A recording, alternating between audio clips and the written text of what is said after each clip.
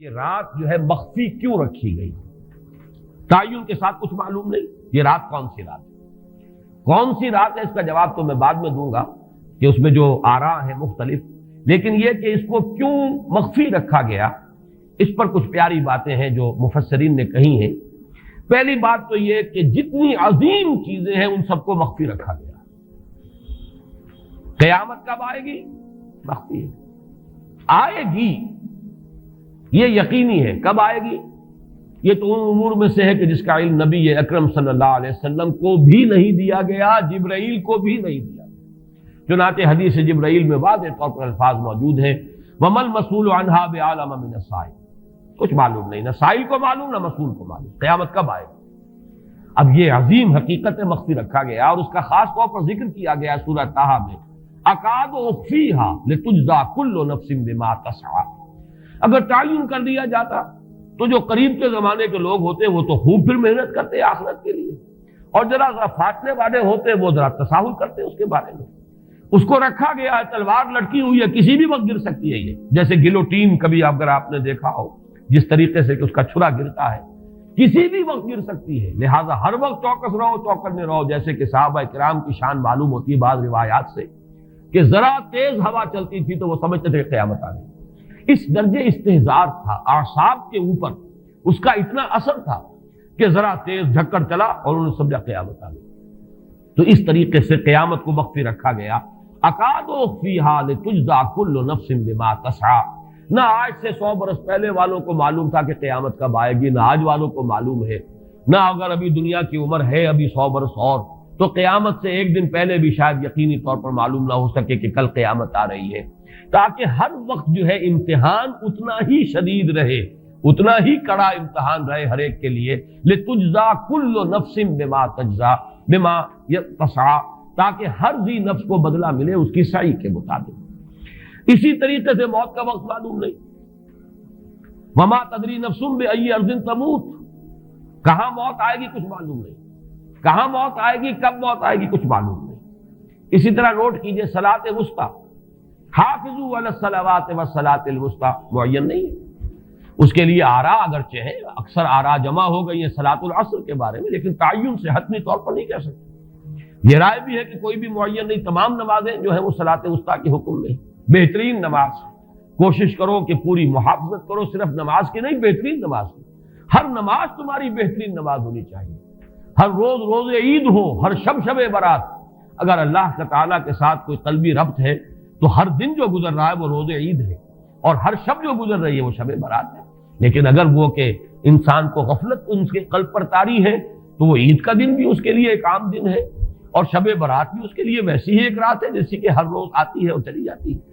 اس اعتبار سے اس کو بھی خاص جو ہے معین نہیں کیا گیا صلاۃ وسطیٰ کون سی ہے۔ اسی طرح بعض روایات میں جو آتا ہے اسم اعظم،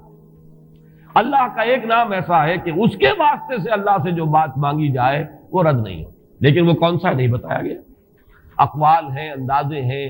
حی و قیوم پر زیادہ، الحی القیوم پر زیادہ لوگوں کا جو ہے وہ اجماع ہوا ہے، لیکن یہ کہ یقین سے نہیں کہہ سکتے۔ تو اسی میں اس کو بھی نوٹ کر لیجئے کہ اس کو مخفی رکھا گیا ہے لیلۃ القدر کو۔ لوگ زیادہ سے زیادہ محنت کریں، زیادہ سے زیادہ مشقت کریں، اس کے لیے جو بھی اس کی قدر و منزلت سے کسی درجے میں آگاہ ہے، وہ اگر معین ہی ہو جاتا کہ ایک شب یہ ہے تو پھر تو سب کے سب اس رات میں محنت کر لیتے، باقی راتیں جو ہیں وہ پھر سونی اور ویران گزرتی۔ لیکن یہ کہ مطلوب یہ ہے کہ زیادہ سے زیادہ راتیں آباد ہوں، زیادہ سے زیادہ راتوں میں ذکر ہو، عبادت ہو، دعا ہو، اس لیے اس کو مخفی رکھا گیا۔ یہ حکمت ہے۔ اس میں بھی ایک عجیب نکتہ ہے جو امام راضی رحمۃ اللہ علیہ نے بیان کیا ہے، اور حوالہ اگرچہ نہیں دیا اس حدیث کا، لیکن ایک روایت کے حوالے سے بات بیان کی ہے کہ اس کے ظاہر نہ کرنے میں بھی اللہ کی ایک شفقت اور رحمت ہے بندوں کے حق میں، اس لیے کہ اس کی قدر جتنی زیادہ ہے اتنی ہی اس کی ناقدری پر سزا ہوگی۔ اگر معلوم ہو کہ یہ شب ہے اور اس کی ناقدری کو انسان کرے تو گویا کہ پھر وہ اتنا ہی زیادہ مورد عقاب اور مورد سزا بن جائے گا۔ اس کے لیے ایک بڑا پیارا واقعہ نقل کیا امام راضی نے کہ حضور صلی اللہ علیہ وسلم حضرت علی رضی اللہ تعالی عنہ ایک روز مسجد میں داخل ہوئے، ساتھ ہی آئے ہیں، دیکھا کہ ایک شخص سو رہا ہے، نماز کا وقت ہو چکا تھا۔ حضور نے حضرت علی سے فرمایا کہ اسے جگا دو، اسے ہوش میں لے آؤ تاکہ یہ وضو کرے، نماز کے لیے تیاری کرے۔ حضرت علی نے امتثال امر کیا، جا کر جگا دیا۔ لیکن پھر ایک سوال کیا حضرت علی کہ حضور آپ تو خود نیکی کے کاموں میں بہت سبقت فرمانے والے ہیں، سباق بالخیر یہ لفظ آئے، سبقت کرنے والے بہت کثرت کے ساتھ، تو آپ نے یہ جو ہے یہ کام خود کیوں نہیں فرمایا اور مجھے کیوں اس کے لیے آپ نے حکم دیا؟ آپ خود بھی اسے جگا سکتے تھے۔ آپ نے فرمایا کہ تم اس کی حکمت کو سمجھ لو، میرے جگانے پر اگر وہ نہ جاگتا اور انکار کر دیتا تو کفر ہو جاتا اس کے حق میں، اور تمہارے جگانے پر اگر کوئی تساہل سے بھی وہ کام لیتا تو وہ کفر نہ ہوتا۔ تو یہ ایک فرق ہے کہ اللہ تعالیٰ کی طرف سے ایک شفقت ہے کہ حضور صلی اللہ علیہ وسلم جگاتے اور کسی درجے میں وہ انکار کر دیتا۔ کبھی ایسا بھی ہوتا آدمی نیند میں ہے اور وہ کہتا جاؤ جاؤ مجھے آرام کرنے دو، تو اگر میرے ساتھ یہ معاملہ ہوتا تو وہ کفر کے درجے کو پہنچ جاتی بات، لیکن اگر تمہارے ساتھ یہ معاملہ ہو بھی جاتا تو اس درجے شدید نہ ہوتا۔ تو گویا کہ حضور نے اس شخص پر شفقت کے اعتبار سے یہ شکل اختیار کی کہ خود نہیں جگایا، بلکہ یہ کہ حضرت علی رضی اللہ تعالیٰ عنہ کو حکم دیا کہ اسے جگا دیں۔ تو یہ نقطہ کہ لیلۃ القدر کے اخفاء میں یہ بات بھی ہے کہ اگر اس کو عیاں کر دیا جاتا، معین کر دیا جاتا، تو پھر جو لوگ اس سے غافل رہتے پھر وہ بہت سخت ناقدری کا ارتکاب کرتے اور بڑی سزا کے مستوجب ہو جاتے۔ اب چھٹی بحث ہے کہ وہ رات کون سی ہے۔ اگرچہ ایک رائے شاذ یہ بھی ہے کہ وہ رمضان سے باہر کی رات بھی ہو سکتی ہے، لازم نہیں ہے کہ رمضان ہی کی کوئی شب ہو۔ اس میں چونکہ بعض حضرات نے ایک روایت کی وجہ سے جسے ہم شب برات کہتے ہیں، لیلۃ البرات، یہ شعبان کی 15ویں شب، درمیانی شب، اور اس کے بارے میں ایک روایت موجود ہے حضرت عائشہ صدیقہ رضی اللہ تعالی عنہا کی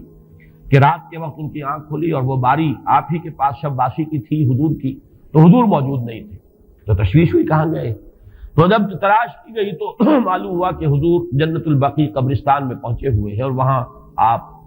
ان کے لیے جو بھی وہاں دفن ہے ان کے لیے استغفار فرما رہے ہیں۔ جب پوچھا گیا معاملہ کیا، تو آپ نے فرمایا یہ بڑی عظیم رات ہے اور اس رات میں فوت ہونے والوں کا فیصلہ ہو جاتا ہے، پیدا ہونے والوں کا فیصلہ ہو جاتا ہے۔ تو اب وہ بھی ایک لیلہ مبارکہ، اسی وجہ سے بعض لوگوں نے وہ جو سورہ دخان کی ابتدائی آیات ہیں انا انزلناہ فی لیلۃ مبارکۃ، اس کو محمول کیا ہے اسی رات پر کہ جس کو ہم شب برات کہتے ہیں اپنی عام اصطلاح میں، لیلۃ البرات اسے عربی میں کہا جاتا ہے۔ برات کے معنی کسی کا چھٹکارا پا لینا۔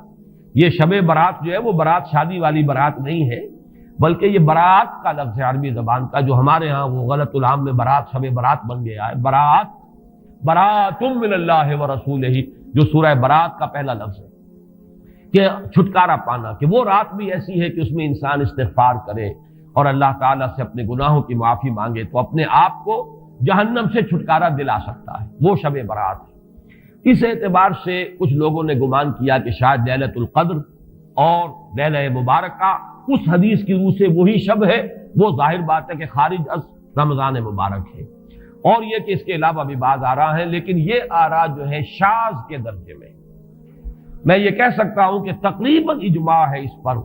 کہ یہ رات رمضان مبارک ہی کی ایک رات ہے۔ اس کی دلیل ایک تو یہ کہ القرآن یفسر بعضہ بعضا کے اصول کے مطابق قرآن مجید کے اندر سورہ بقرہ میں یہ واضح کر دیا گیا شہر رمضان الذی انزل فیہ القرآن، رمضان مبارک کا مہینہ وہ ہے کہ جس میں قرآن نازل کیا گیا، اور یہاں فرمایا انا انزلناہ فی لیلۃ القدر، ہم نے اس کو اتارا ہے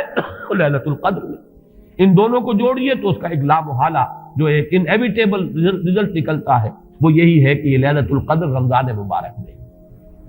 دوسری اس کی تائید ہوتی ہے وہ مشہور حدیث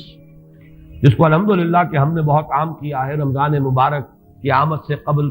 کوشش ہوتی ہے ہر سال جو ہے اس کی یاد دہانی کرا دی جائے۔ ایک طویل خطبہ جو حضور نے دیا تھا، خطبنا رسول اللہ صلی اللہ علیہ وسلم فی آخر یوم من شعبان، یہ حضرت سلمان فارسی رضی اللہ تعالیٰ عنہ سے مروی ہے کہ حضور نے شعبان کے آخری دن ہمیں خطبہ ارشاد فرمایا، یا ایھا الناس قد اظلکم شہر عظیم شہر مبارک شہر فیہ لیلۃ خیر من الف شہر، لوگوں آگاہ ہو جاؤ، تم پر ایک بہت مبارک مہینے نے، بڑی عظمت والے مہینے نے سایہ کر دیا ہے، سایہ فگن ہو گیا ہے تم پر ایک مہینہ جو بڑی عظمت والا ہے، شہر عظیم جو بڑی برکت والا ہے، شہر مبارک، اور تیسرا جملہ اس میں یہی ہے شہر فیہ لیلۃ خیر من الف شہر، وہ مہینہ کہ جس میں ایک رات وہ بھی ہے کہ جو 1000 مہینوں سے افضل ہے۔ ان دونوں چیزوں کے حوالے سے تقریباً دلائل بھی موجود ہیں، اور ویسے یہ کہ جیسا کہ میں عرض کر چکا ہوں اجماع ہے کہ یہ رمضان مبارک ہی کی ایک شب ہے۔ لیکن رمضان مبارک کی کون سی شب ہے،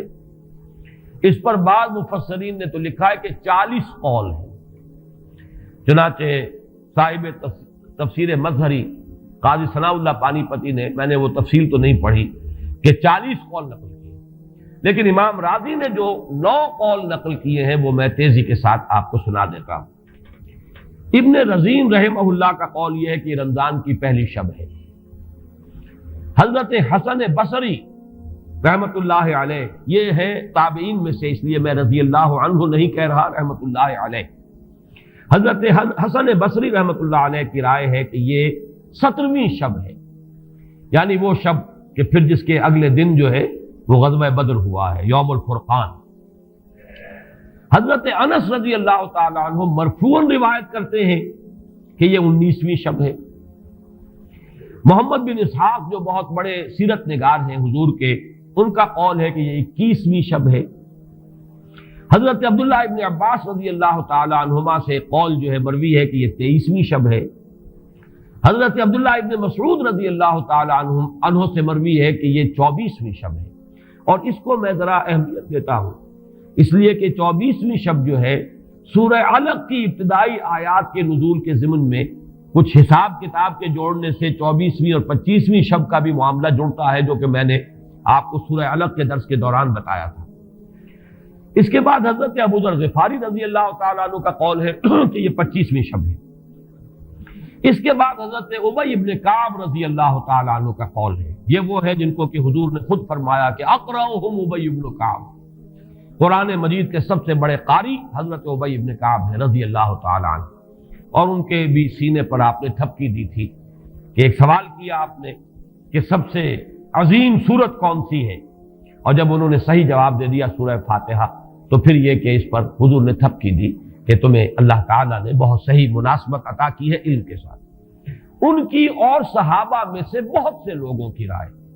یہاں تک کہ یہ کہا جا سکتا ہے کہ بقیہ اقوال جو ہیں وہ شاذ کے درجے میں ہیں، اور یہ گویا کہ اگر اجماع نہ کہا جائے تو بہت حد تک اتفاق کے درجے میں ہے کہ یہ 27ویں شب ہے۔ اور اس 27ویں شب کے ضمن میں حضرت عبداللہ ابن عباس سے ایک روایت میں پہلے آپ کو بتا چکا ہوں کہ 23ویں شب، لیکن 27ویں شب کے ضمن میں جو مختلف روایات حضرت عبداللہ ابن عباس رضی اللہ تعالی عنہما سے مروی ہیں، ان میں بھی کچھ لطیف نکات ہیں، وہ میں بعد میں بیان کروں گا۔ اس کے بعد ایک شاذ قول اور بھی ہے کہ یہ 29ویں شب ہے۔ تو یہ گویا کہ 9 ہے اقوال، جن میں سے بعض جلیل القدر صحابہ کے ہیں، عبداللہ ابن مسعود، ابو ذر غفاری، ابن عباس، ابی ابن کعب، لیکن یہ ہے کہ سب سے زیادہ جو اتفاق اگر اجماع نہ کہا جائے تو 27ویں شب پر ہے۔ اس 27ویں شب کے بارے میں حضرت عبداللہ ابن عباس نے 3 نکتے بیان کیے۔ ایک نکتہ تو یہ ہے کہ یہ پوری سورہ مبارکہ جو ہے سورۃ القدر، اس میں 30 الفاظ ہیں، اور ان 30 الفاظ میں سے 27واں لفظ ہے ہیا حتی مطلع الفجر، یہ 27واں ہے۔ اس کے اعتبار سے گویا کہ انہوں نے ایک ربط قائم کیا ہے کہ یہ 27ویں شب ہے۔ ایک بات انہوں نے یہ کہی ہے کہ اللہ تعالیٰ کو وطر محبوب ہے، اللہ وطر و یحب الوطر، اللہ خود بھی اکیلا ہے اور وطر کو پسند کرتا ہے۔ پھر یہ کہ وطر جو ہے اب رمضان مبارک کے اندر اگر وہ وطر شمار کیے جائیں گے تو 14-15 وطر بن جائیں گے، لیکن اس میں چونکہ آخری عشرے کے بارے میں بہت سی روایات جو ہیں ان کا تقریباً اجماع ہو جاتا ہے کہ آخری عشرے میں، تو آخری عشرے میں بھی 5 وطر آئیں گے، 21ویں، 23ویں، 25ویں، 27ویں، 29ویں۔ لیکن حضرت عبداللہ ابن عباس کہتے ہیں کہ 7 کا ہندسہ اللہ تعالیٰ کو بہت پسند ہے، اور بہت سی چیزیں جو ہیں عالم تکوینی میں بھی اور عالم تشریعی میں بھی بہت سی چیزیں وہ ہیں کہ جو 7 کے ہندسے کے ساتھ وابستہ ہیں۔ 7 آسمان ہیں، 7 زمینیں ہیں، ہفتے کے 7 دن ہیں، طواف کے 7 شوط ہیں، سعی بین صفا والمروہ وہ بھی 7 مرتبہ ہے، ادھر سے ادھر، ادھر سے ادھر 7۔ اسی طریقے سے سجدے کے اعضاء بھی 7 ہیں، تو اس سے انہوں نے پہلے وطر اور وطر کے بعد 7 کا ہندسہ، رمضان کے آخری عشرے کی وطر راتیں اور ان میں 7ویں رات یعنی 27ویں شب، وہ اپنے اس حساب کتاب سے بھی. اور جب انہوں نے یہ بات بیان کی تو حضرت عمر رضی اللہ تعالی عنہ نے ان کی تحسین کی تھی. آخری بات اور بھی کہی گئی ہے کہ لیلۃ القدر جو ہے اس کے اندر حروف کو اگر شمار کیا جائے تو 9 بنتے ہیں، اور یہ لیلۃ القدر اس سورہ مبارکہ میں 3 مرتبہ آیا ہے. انا انزلناہ فی لیلۃ القدر وما ادراک ما لیلۃ القدر لیلۃ القدر خیر من الف شہر. اس اعتبار سے بھی 3 کو ضرب دی جائے 9 سے تو وہ بھی 27 کا عدد بنتا ہے. بہرحال یہ میں نے جیسا کہ عرض کیا تھا کہ ان کا کوئی تعلق نہ صرف سے ہے، نہ نحو سے ہے، نہ روایات سے، لیکن بہرحال حضرت عبداللہ ابن عباس کا ایک ذوق ہے. اس کو آپ ذوقی باتیں بھی کہہ سکتے ہیں، لیکن یہ کہ حضرت عبداللہ ابن عباس کی ذوقی بات ہے، لہذا اس کا کم سے کم تذکرہ ہو جانا چاہیے. ایک بحث یہ ہے کہ اہی باقیۃ ام لا، کیا یہ رات جو اس کی عظمت تھی یہ باقی ہے، یا صرف وہی رات جو تھی جس میں کہ قرآن مجید نازل کیا گیا وہی عظمت کی حامل تھی. انا انزلناہ فی لیلۃ القدر، یا یہ کہ اب بھی ہر سال یہ رات آ رہی ہے تو اسی عظمت کی حامل ہے، اسی قدر و منزلت کی، اسی برکت کی حامل ہے. اس پر بھی تقریباً ایک اجماع ہے کہ یہ لیلۃ القدر باقی ہے، ہر سال آتی ہے.